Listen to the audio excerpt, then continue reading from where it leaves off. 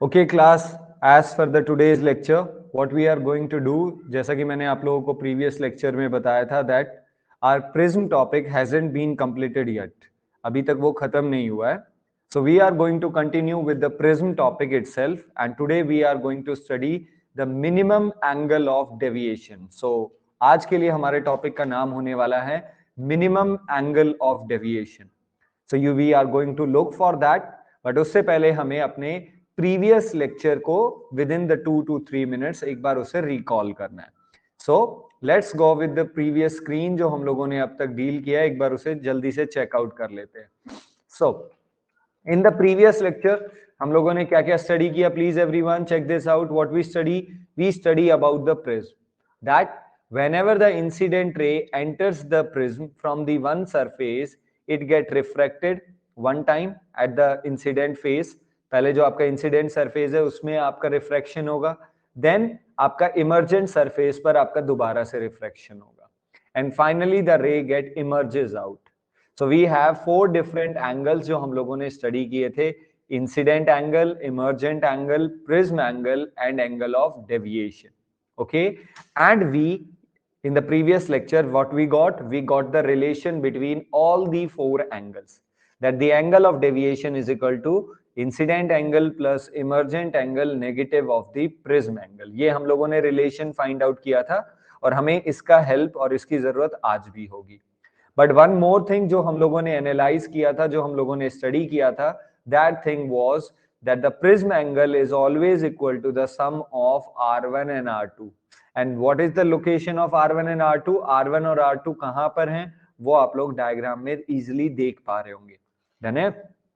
Then we find out or we work on the one of the most important thing, that was relation between angle of deviation and the refractive index. Angle of deviation और refractive index के बीच में हम लोगों ने एक relation देखा था. वो रिलेशन हम लोग ऑलरेडी देख चुके हैं. And what was that final relation? That final relation was this one. सो हमारे पास 2 रिजल्ट आ चुके हैं और 2 फॉर्मूलेज आ चुके हैं एंगल ऑफ डेविएशन के, जो मैं आपके साथ शेयर करना चाहता हूं. The one formula is angle of deviation is equal to incident angle plus emergent angle minus prism angle, and the angle of deviation is equal to what? Refractive index minus 1 into prism angle in terms of the refractive index. Okay, so today we are going to study with the new topic, or what you can say the new headline or new जो हमारा आज का topic होने वाला है, that topic is minimum angle of deviation. Minimum of deviation. Of deviation ये लोग देख चुके हैं, बट मिनिमम डेविएट हो चुके हैं. अगर हम लोग इसे आम भाषा, अभी हमारा लाइट प्रिज्म से पास होता है तो वो अपने पाथ से डेविएट, हम ओवरव्यू में दिखाना that this was our prism. Okay, light enters through the one face, एक फेस से एंटर करेगा. This was angle of incident, get refracted, then get again refracted and finally emerges out. So अगर ये prism नहीं होता तो हम light straight जाता, but because of the prism light finally emerges out हुआ, and that angle between, ये clearly आप देख पा रहे हैं, this angle, the angle between the incident ray, ये हमारा incident ray है, and the emergent ray, that angle is called as angle of deviation होता है. बट नाउ टुडे कि मिनिमम से कितना एंगल ऑफ डेविएट करेगा, यानी जब भी लाइट किसी भी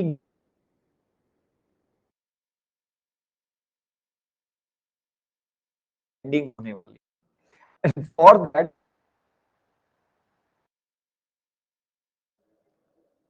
del versus I. Angle of deviation incident angle के साथ कैसे रिलेट होगा, मतलब डिफरेंट एंगल ऑफ इंसिडेंट के लिए different angle of deviation. Okay, तो ये काम हम लोग प्रैक्टिकली करते हैं. We do this in a practical manner, not in according to the mathematical manner. Why? Sometimes बच्चों के दिमाग में ये आता है, sir we have the formula for the angle of deviation, the deviation formula is equal to I plus E minus A। Sir ये first formula था जो हम लोगों ने अपने प्रीवियस लेक्चर में रिगार्डिंग द प्रिज्म डिराइव किया। सो हमें ग्राफ बनाना है deviation versus incident. So most of the time student try to look between those the relation, इन दोनों रिलेशन में वो इस चीज को देखना शुरू करेगा, वो कोशिश करेगा कि वो यहां से देखना शुरू करे that sir how the angle of deviation relate with the incident. और आपको जैसे फॉर्मूले में दिख रहा है तो आप क्या कंक्लूजन निकालेंगे, आप कंक्लूजन निकालेंगे sir both are directly proportional. But remember one thing, जैसा मैंने आपके साथ हमेशा डिस्कस किया है दैट कि जब भी हमें प्रोपोर्शनैलिटी चेकआउट करना है, whenever we have to find out the proportionality, okay, जब भी हमें प्रोपोर्शनैलिटी देखना होता है तो हम लोग क्या करते हैं बेटा, okay, we look for these two quantity, जिन दो के बीच में हमें प्रोपोर्शनैलिटी देखना है हम उन दोनों की तरफ ध्यान देंगे। बट जो रेस्ट ऑफ क्वांटिटी है उस एक्सप्रेशन में कौन कौन सी है, emergent angle and prism angle, the rest of the physical quantity must be constant. अब देखिए प्रिज्म एंगल तो आपका कांस्टेंट रहेगा, प्रिज्म का जो एंगल बन रहा है, let suppose this angle is a, this will be always constant, आप इंसिडेंट एंगल कुछ भी कीजिए। बट अगर हम आई को चेंज करते हैं, ध्यान से सुनेंगे, if we change the angle of incident, emergent angle automatically changes. Because अगर आप आई को चेंज करेंगे तो R1 चेंज होगा, बिकॉज बेंडिंग चेंज होगी, है ना, क्योंकि अलग अलग इंसिडेंट एंगल पे अलग अलग एंगल ऑफ रिफ्रैक्शन होता है। Okay, R1 plus R2 is equal to A होता है, हम सब जानते हैं। तो अगर R1 चेंज होता है तो R2 भी तो चेंज होगा, क्योंकि R1 प्लस R2 का सम A के बराबर होना चाहिए जो कि कांस्टेंट है। तो अगर R1 डिक्रीज होता है तो R2 को इंक्रीज होना पड़ेगा, तो क्या चेंज होगा, R2 चेंज होगा।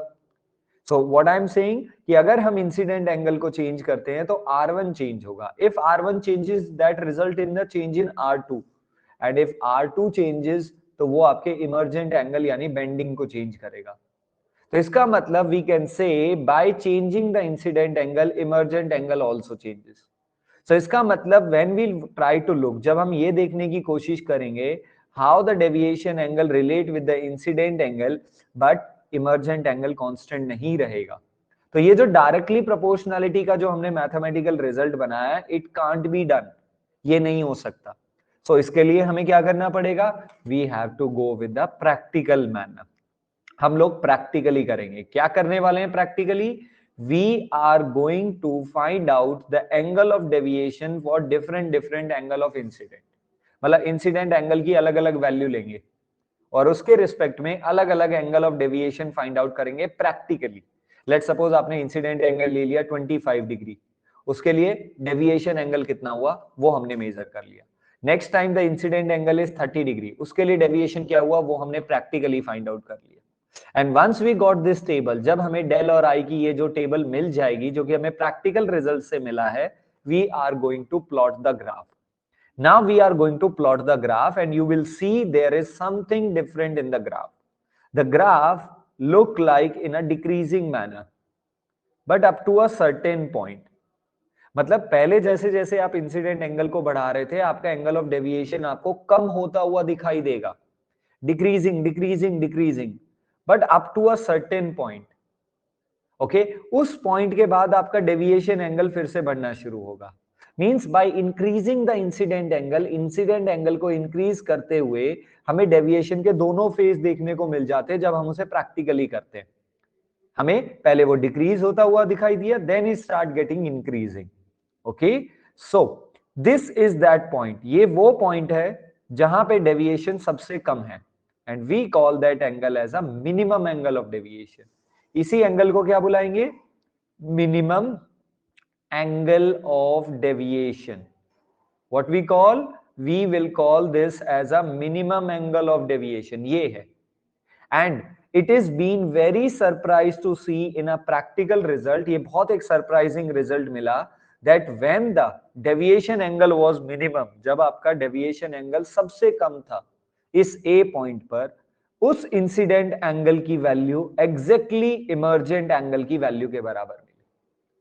तो इसका मतलब ये हमारे लिए कंडीशन बन गई, क्या बन गई, एक कंडीशन बन गई। कंडीशन क्या बनाई हमने प्रैक्टिकल रिजल्ट से, that when angle of incident would be numerical equal to the emergent angle. जब भी angle of incident emergent angle के इक्वल होगा, देन द डेविएशन एंगल, जो वो डेविएशन होगा, यानी लेट सपोज आपने इंसिडेंट करवाया 45 डिग्री पे, और इमेजिन दैट कि आपका इमर्जेंट एंगल भी 45 डिग्री आया, तो अगर जब जब भी आई और ई बराबर होंगे तो वो डेविएशन जो होगा ना, लाइट में जो पाथ में डेविएशन आएगा, ये जो डेल होगा वो उसका सबसे मिनिमम वैल्यू होगा। इससे कम मिनिमम या इससे मिनिमम डेविएशन नहीं हो सकता। ये हमें ग्राफिकल रिजल्ट से पता चला। तो कंडीशन क्या बना? whenever the angle of incident is equal to the emergent angle, the angle of deviation will be minimum. Del क्या होगा? मिनिमम होने वाला है। और ये हमारे लिए सबसे इंपॉर्टेंट रिजल्ट है आज के टॉपिक की, जो आपको ध्यान में रखनी। ये रिजल्ट आपको बहुत सारे न्यूमेरिकल्स करने वाला है। Am I clear to that? So point is that कि हम लोग मैथमेटिकली एक्सप्रेशन को देख के डेल और आई का रिलेशन नहीं निकाल सकते, तो I am going to rub this, मैं इसे नहीं रखना चाहता, सो दैट आप इसमें कंफ्यूज ना हो कि that angle of deviation, but मैंने आपको समझा दिया, ठीक है? ये पॉइंट हमें याद रखना है। So first of all what we get, आज हमने क्या सीखा? How the angle of deviation varies with the incident angle but in a practical manner, क्योंकि मैथमेटिकली हमारे पास कोई रेलिवेंट मैथमेटिकल एक्सप्रेशन नहीं था, क्योंकि ई वेरिएबल चल रहा था। तो कंडीशन क्या सीखी? जब जब इंसिडेंट एंगल इमर्जेंट एंगल के बराबर होगा, एंगल ऑफ डेविएशन मिनिमम होगा। ओके, व्हाइल कॉलिंग, जब आप इसे बुलाएंगे तो आप इसे रिवर्स में भी कॉल कर सकते हो, क्योंकि अब एक कंडीशन बन गई है, तो आप रिवर्स में क्या बुलाएंगे? Whenever the angle of deviation is minimum, कि जब भी एंगल ऑफ डेविएशन मिनिमम होगा, इंसिडेंट एंगल और इमर्जेंट एंगल इक्वल होंगे। तो आप इसे रिवर्स में भी बोल सकते हैं, एज पर द नीड, जैसी हमारी जरूरत होगी हम इसे यूज कर सकते हैं। डन है? तो चलिए इस मिनिमम एंगल ऑफ डेविएशन का एक्सप्रेशन निकालना शुरू करते हैं। तो हम लोगों ने क्या सीखा अभी? That when I is equal to E, जब आई किसके बराबर होगा? E के बराबर होगा। whenever the incident angle is equal to emergent angle, okay, angle of deviation would be the minimum. हमारा जो एंगल ऑफ डेविएशन होगा वो हमारा मिनिमम कहलाएगा। बट एक और इंटरेस्टिंग बात आप लोगों को यहां से देखनी है, ध्यान से देखेंगे सारे बच्चे। दैट इंटरेस्टिंग पॉइंट इज, जब भी आपका I और E बराबर होगा, okay,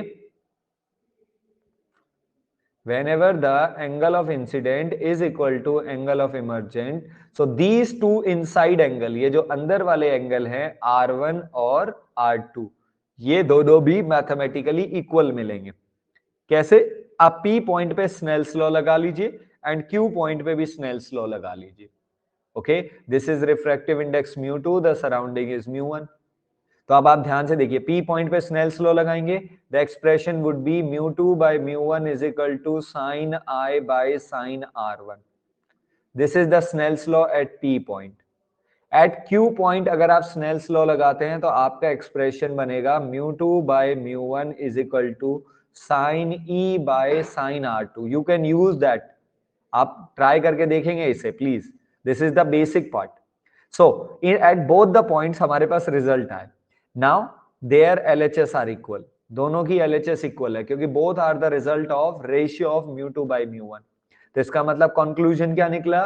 that sin I by sin R1 must be equal to sin E by sin R2। Am I clear to that? Okay, now recently अभी हमने कंडीशन बनाई कि whenever the angle of deviation is minimum, हम minimum condition की बात कर रहे हैं, in that case I and E are equal। तो अगर sin I और sin E इक्वल होंगे तो that will cancel, so it implies that sin R1 will be equal to sin R2 होगा। और whenever sin R1 और sin R2 बराबर होंगे तो it implies that R1 would be equal to R2। तो ये भी एक कंक्लूजन आया हमारे पास, इसे भी हम लोग मेंशन कर लेते हैं, that when I is equal to E then R1 is equal to R2, जिसे हम लोग R के बराबर ले लेते हैं। क्लियर है यहां तक की कहानी? तो चलिए अब शुरुआत करते हैं। Since what we got the result till now, अब तक हम लोगों ने क्या रिजल्ट सीखा है?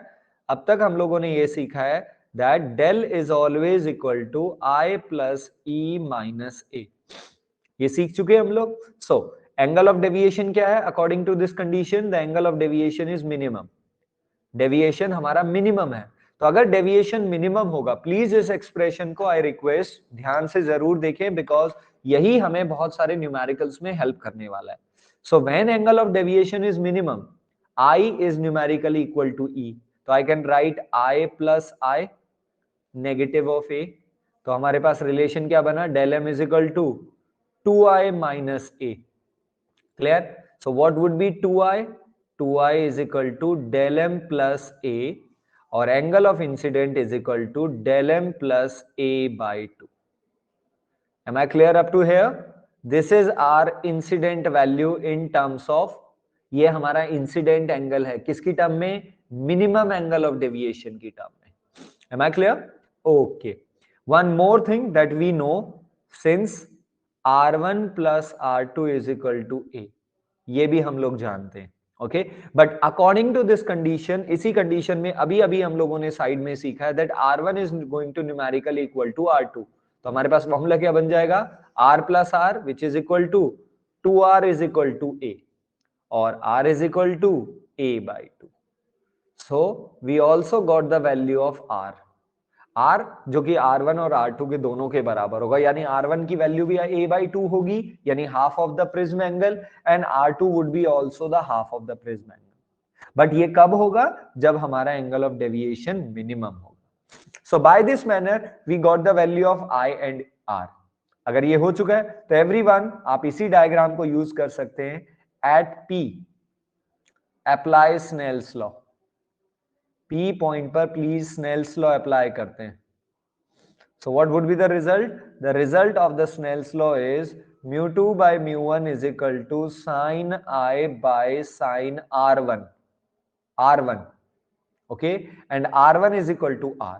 तो हम लोग वैल्यू क्या लिख सकते हैं, mu2 by mu1 is equal to sin I की वैल्यू क्या आई है, it would be sin del M plus A divided by 2 divided by sin R1, and R1 is numerically equal to R which is at the top, और R का value क्या है, A by 2, and it would be sin A by 2. And this is our expression and the result for the today's lecture. What is the result? The result for minimum angle of deviation. Okay, this side way, ये जो side में आपके side में mention है, this is the proof for that R1 is going to be equal to R2. ये R1 R2 के बराबर होगा, ये इस चीज का प्रूफ है. ओके, आप इसे साइड में नोट करके रख सकते हैं अपने नोट्स में. But important thing that how my minimum angle of deviation relate with the refractive index. How minimum angle of deviation relate with the incident angle. ये हम लोग यहाँ पे कर चुके हैं mention. Clear है? This has been the relation. How the R is relate with the A. But जब भी minimum angle of deviation होगा, and last is the important result. Am I clear to that? So this is about the minimum angle of deviation, where firstly we discuss about the variation of del and I. And in the CBSE, please let me clear, in CBSE it has been very important. ये बहुत important है from the perspective of the CBSE point of view. Okay, competitions में भी आता है, but CBSE में यहाँ से क्वेश्चन बहुत ज्यादा बार पूछे जाते हैं from the minimum angle of deviation. Okay, so firstly graph भी आपसे पूछा जा सकता है, and after that the consequent result जो हमारे पास यहाँ पे आया. Am I clear to that? Okay, now please everyone just let me know till here is there anything which is been issue? कोई भी ऐसी चीज जो आप लोगों के लिए अभी तक इशू है यार? Okay, anything issue please Ayushi restart. बेटा रीस्टार्ट, आप लेट आए हो, इतना लेट आओगे तो please how we can restart this. या if someone is late, he or she can observe from the recorded lecture, no problem in that. Done है? Okay, so what we got till now, अब तक हम लोगों ने क्या चीज देख ली है, यहां तक हम लोगों ने क्या देखा है वो एक बार उस चीज को, सारे पॉइंट को एक बार जल्दी से देख लेते हैं. Okay, so we got about what, जो भी अब तक हम लोगों ने सीखा है वो ये, that angle of deviation is equal to incident plus emergent negative of prism angle. ये कंप्लीट प्रिज्म का समराइजेशन कर लेते हैं हम लोग. Okay. Second, angle of deviation is also equal to mu minus 1 into A. यानी आप डेविएशन देखो इन बोथ फॉर्मुलेज में, ये जो दोनों एक्सप्रेशन आपके सामने हैं, in both the expression it is about angle of deviation. कहा गया है कि डेविएशन हो रहा है। अब वो डेविएशन कितना भी हो सकता है, but when we are very much specific, जब भी हम स्पेसिफिक हैं कि मिनिमम एंगल ऑफ डेविएशन हो रहा है, यानी लाइट में जो बेंडिंग हो रही है वो कम से कम हो रही है, ठीक है, इस बात को ध्यान में रखना, द डेविएशन इज मिनिमम। अगर मिनिमम है तो कुछ कंडीशंस पे काम करना पड़ेगा, यानी अगर आपका डेविएशन मिनिमम हो गया है तो आपका I would be equal to E होगा, R1 is equal to R2 होगा, जो कि A/2 के बराबर मिला। Am I clear to that? और I और E बराबर होंगे, और अगर I और E बराबर होंगे तो R first expression would be del m, जो हम लोगों ने अभी अभी सॉल्व किया है, and after solving that first expression the incident angle would be, क्या मिलने वाला है, minimum angle of deviation plus prism angle divided by 2, जो कि हमारे पास फाइनली रिजल्ट है।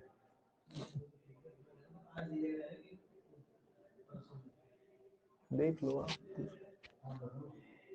मैं इसके बाद बता देता हूँ, ये कर लेता हूँ।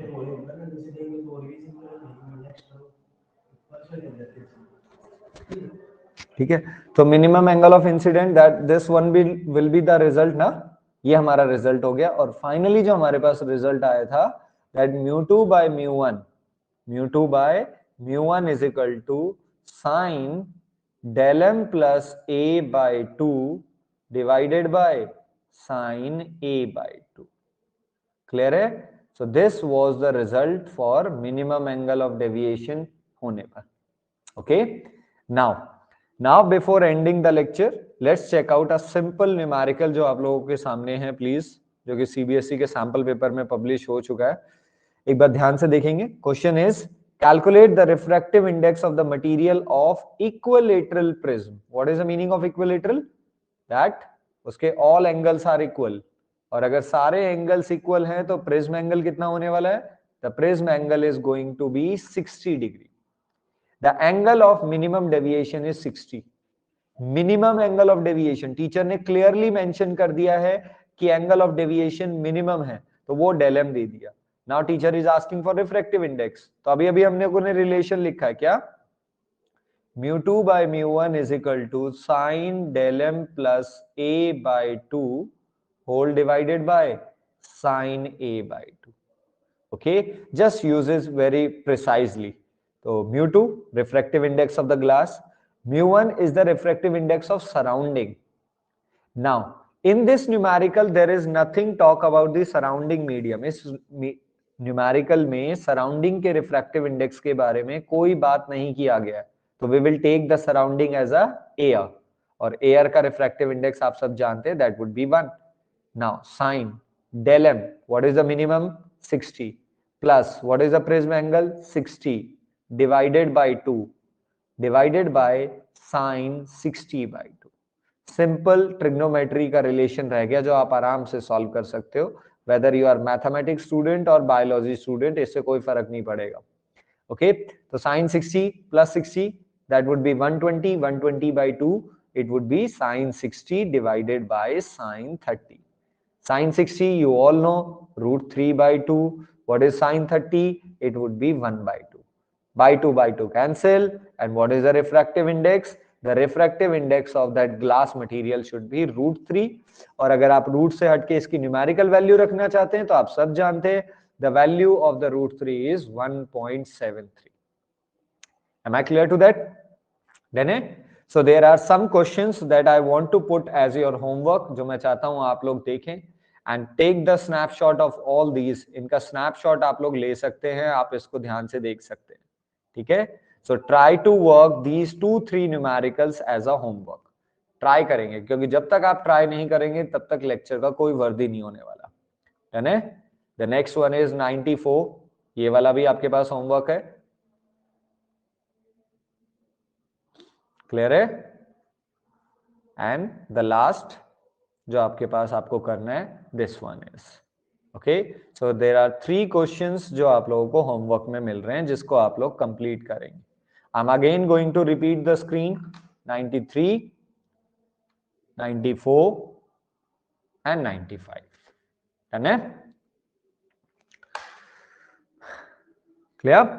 सो this is all about everything जो आप लोगों को डन